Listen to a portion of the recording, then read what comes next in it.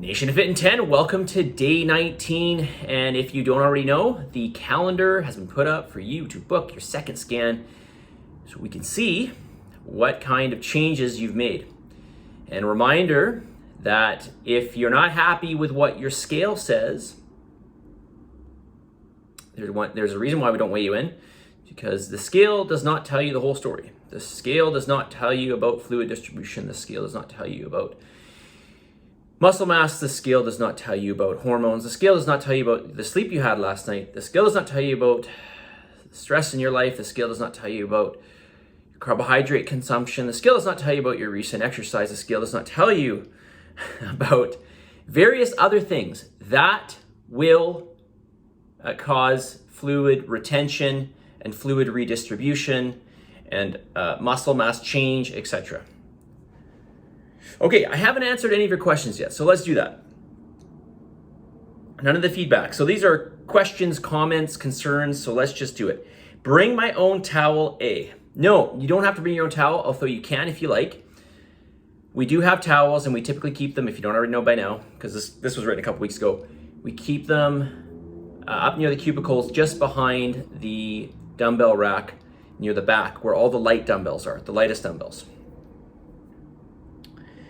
What strategies to use when feeling low energy or headache before class? All right, this is more than likely caused by dehydration. Okay, so lack of fluid, water, okay, specifically what we're talking about here is water, and or electrolytes. So it's not just water. I'm gonna say this again. If you're dehydrated, it's not just about water. It's about water and salts, so to speak. So things like sodium, of course, potassium, calcium, chlorine, these types of things. Okay, magnesium, all these things play a role in keeping you effectively hydrated and allowing, if you don't know, we run on an electrochemical gradient. That's how we move. That's how we move. We need this to move. We need this for various other things as well. We need these electrolytes in the human body in order to feel energetic, more so than blood sugar levels. Yes, that's right. Your body has a lot of ways of getting its blood sugar levels up. We've got plenty of stores. If you're in this challenge, chances you've got plenty of stores. That's not the problem. The problem is hydration, The problem is hydration. So we want to make sure we have enough water and enough electrolytes. I do carry a product called Electrolytes XL, I believe. That's the official name. Do I have it here? I don't have it here. Anyways, I use it. It makes a world of a difference, especially your stamina. Like, you won't even notice it until you start working out and you're like, wow, I feel like I can keep going. Post-exercise care. How to manage fatigued muscles. Okay, so a couple things here.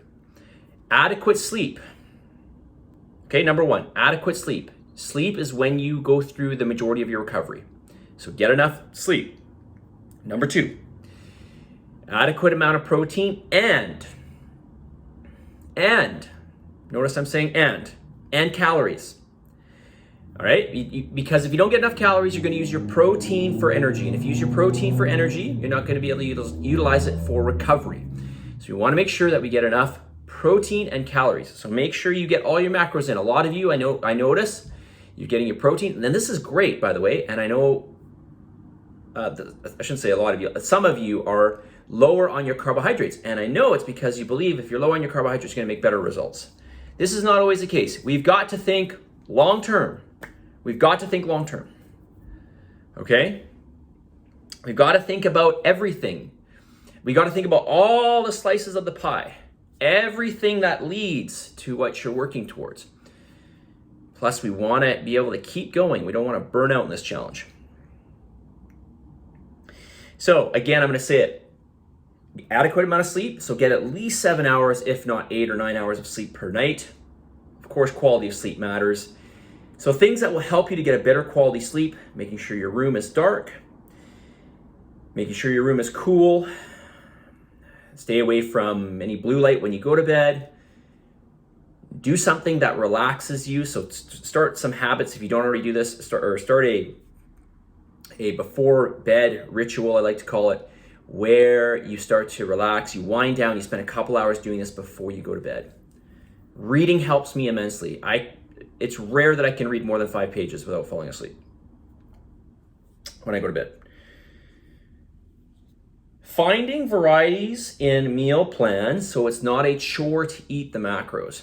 My suggestion is, yes, we want some variety. Fruits and vegetables play a very important part in this, and I know that might sound a bit trite. It's like, oh yeah, fruits and vegetables. But really, honestly, they're gonna play a big part in your satiety. Yes, they are carbohydrate sources, vegetables to a lesser degree. But ultimately, these are mainly carbohydrates when we're talking about the caloric content. That is, the majority of the calories coming from fruits and vegetables are carbohydrates. Remember, we need some carbohydrates. Make sure you get this in. You have lots of variety here.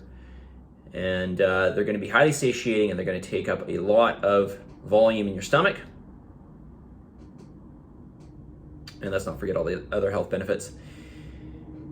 But one thing that I will try to impress upon you is try to keep in some foods that you enjoy on a regular basis. This will make planning much easier, especially if you're replicating meals. So for example, I always do this, well, I know I'm not maybe the best example here because I'm not really, for lack of better words, normal or average in this way. But I do tend to repeat a lot of meals. Not always, but I do. Like, for example, my breakfast is always the same. I shouldn't say that. I'll go through periods where it'll be the same for several months, and then I might switch it up. I'll do this with a lot of my meals. But a couple things here to remember. Keep it basic, keep it real whole food, and make sure you get an adequate source of protein every meal. When it comes to varieties, think fruits and vegetables, just because there's so much variety you can get there. All right, when it comes to proteins, yeah, you can get some variety, but there's not as much variety when it comes to fruits. There's not as much varieties when it comes to animal sources of proteins in comparison to your carbohydrates, which is another reason I keep carbohydrates in your diet, by the way. All right, 7.5 minutes. Let's get to the message of the day here on this day 19. Progression, not perfection. Progression, not perfection. Listen, if you can be perfect, that's awesome. And I'm all for that. But I want you to think always long term, and I want you to take advantage of all the calories I give you. And think progression when it comes to improving in this challenge. There's all of you I know can improve in this challenge. So look for those areas that you can improve upon, and don't fret about not being perfect. I want you to strive for perfection. I want you to strive for that. But more importantly, if you feel like you're behind, look for 1 or 2 things per week that you can improve upon. Let's focus on progression, especially in the beginning, all right? Let's focus on progression and not worry about perfection per se. Okay? But do your best to meet all of these things, right? All the pillars. Being within 10% of your macros, of all your macros. Getting in your 3 workouts per week. Getting in all your cardios. All right?